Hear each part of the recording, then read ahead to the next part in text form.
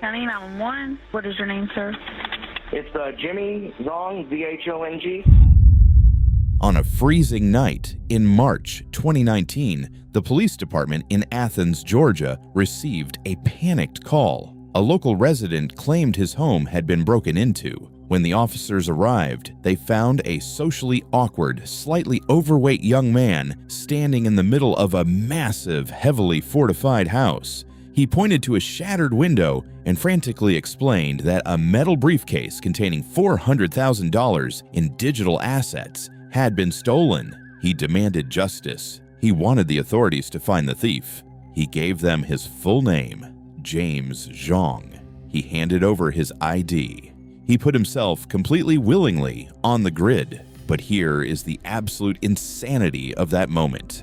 The man standing in that living room, playing the victim and asking the local police for help, was a ghost. He was the most successful, most elusive cyber thief in the history of the dark web. While James Zhong was hyperventilating over a stolen briefcase just a few feet away, hidden in a dark bathroom closet underneath a pile of dirty towels was a battered Cheetos popcorn tin. And inside that tin, the digital keys to $3.4 billion. This isn't just a story about hacking. This is a psychological study of ultimate greed. To understand the sheer scale of what James Zhong pulled off, we have to travel back to 2012. The internet was a different place. The dark web was entirely dominated by one undisputed king, the Silk Road. The Silk Road was an illegal Amazon, an untraceable marketplace where you could buy narcotics, weapons, and forged documents, all using a new, mysterious internet currency called Bitcoin. The creator of the Silk Road, a visionary operating under the pseudonym Dread Pirate Roberts, had built an empire that he believed was mathematically impenetrable. Millions of dollars flowed through his servers every single day.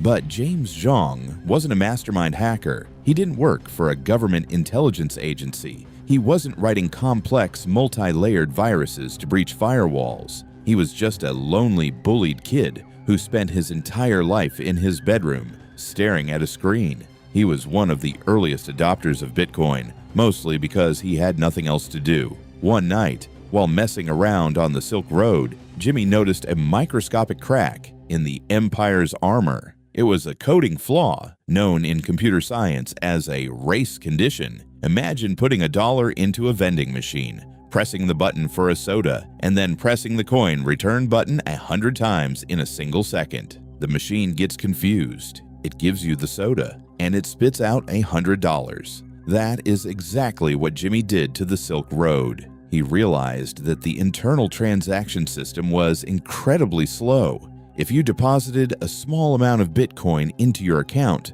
and then rapidly double-clicked the withdraw button, the system would panic. It would process the first withdrawal, but before it could update your balance to zero, it would process the second click, and the third, and the fourth. You didn't need to break into the mainframe. You just had to click your mouse faster than the server could think. Over the course of a few days, Jimmy set up multiple fake accounts. He deposited tiny amounts of Bitcoin, and then he executed the glitch. Click, click, click. With every fraction of a second, the Silk Road's treasury bled into his private wallets. He didn't stop at a few $100s. He drained them.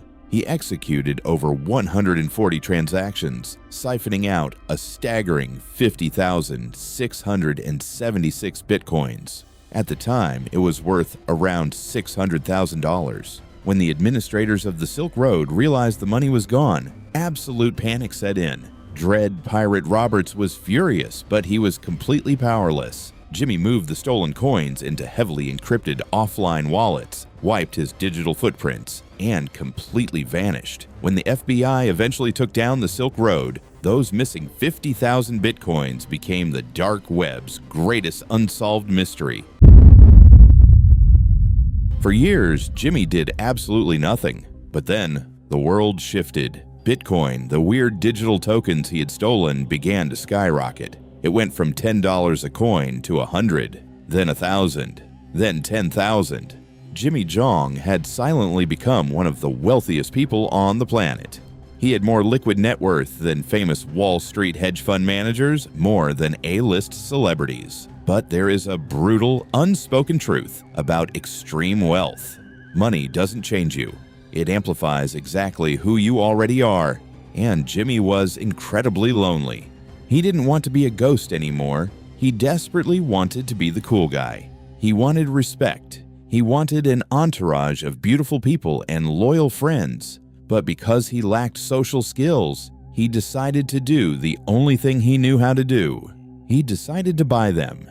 He bought a sprawling mansion with a lake view in Georgia. He installed a commercial-grade bar in his living room. He built a hidden underground bunker beneath his floorboards. He threw wild, endless parties, inviting people he barely knew. He paid for private jets to fly his friends to the Super Bowl. He bought luxury sports cars. When people inevitably asked how a guy in his 20s got so unbelievably rich, he told them a half-truth. "I mined Bitcoin back in 2009. They believed him.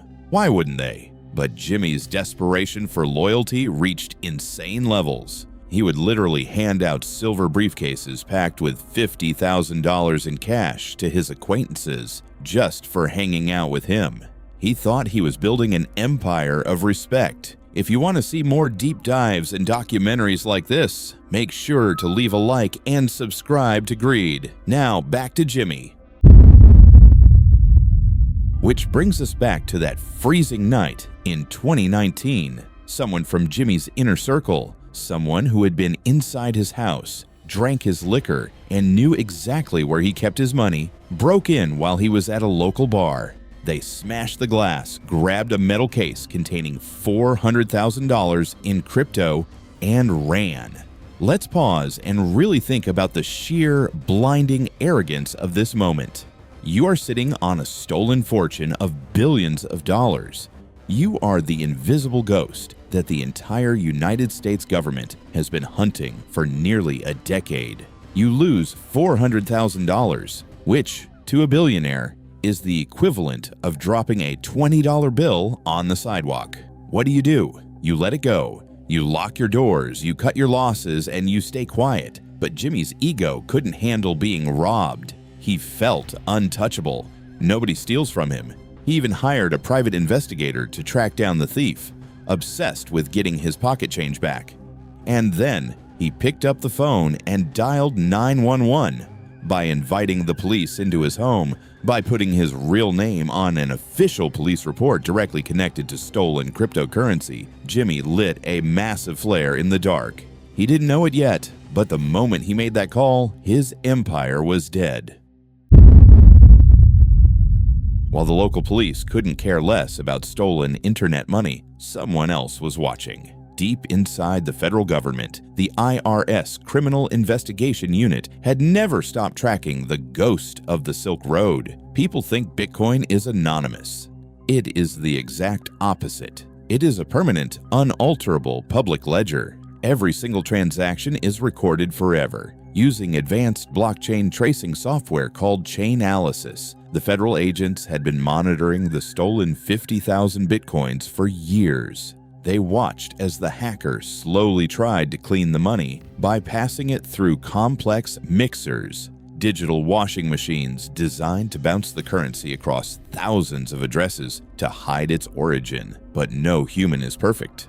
A machine never gets tired, but a human gets sloppy. Over the course of thousands of transactions, Jimmy made one tiny microscopic error. In September 2019, he accidentally transferred a minuscule fraction of a cleaned coin, roughly $800, directly to an account on a legal cryptocurrency exchange. And to use that exchange, you have to provide KYC. The account was registered with a real selfie, a real passport under the name James Zhong. Suddenly, the feds had a name. They ran it through their databases, and what did they find? They found that a guy named James Zhong, living in a mansion in Georgia, had recently called the local police to report a massive cryptocurrency theft. The trap snapped shut. The puzzle pieces connected perfectly. On November 9th, 2021, Jimmy's illusion of power came crashing down. A massive team of FBI agents, IRS investigators, and local SWAT, accompanied by cybercrime specialists and K-9 units trained specifically to sniff out hidden electronics, raided Jimmy's mansion. They swarmed the property. They tore the house apart. They breached the hidden underground bunker beneath the floorboards. They found stacks of cash hidden in floor safes. They found physical gold and silver bars. They found physical Cassius Bitcoin tokens, but they couldn't find the main prize. The tension in the house was suffocating. For hours, the agents searched every inch of the mansion, pulling apart walls and scanning furniture. Finally, an agent opened a dark, unassuming closet in the master bathroom. He moved aside a pile of old blankets and dirty towels. And there, sitting on the floor, looking like absolute garbage, was a dented vintage popcorn tin. The brand was Cheetos. The agent opened the tin. Inside, nested among some tangled cables and USB drives, was a tiny single-board computer. They plugged it in. They accessed the drive. And there it was, the motherlode, the private keys to 50,491 bitcoins. At the moment of the seizure, the contents of that popcorn tin were worth $3.36 billion.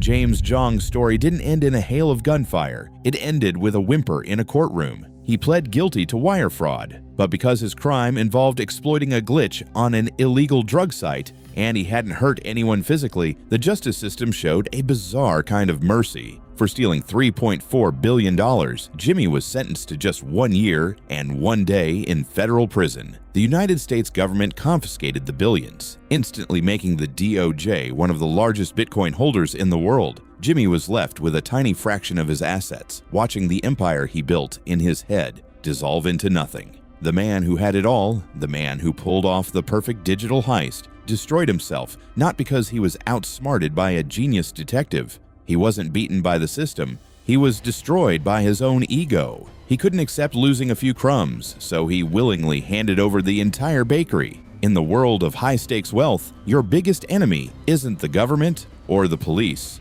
or your competitors. It's your own greed.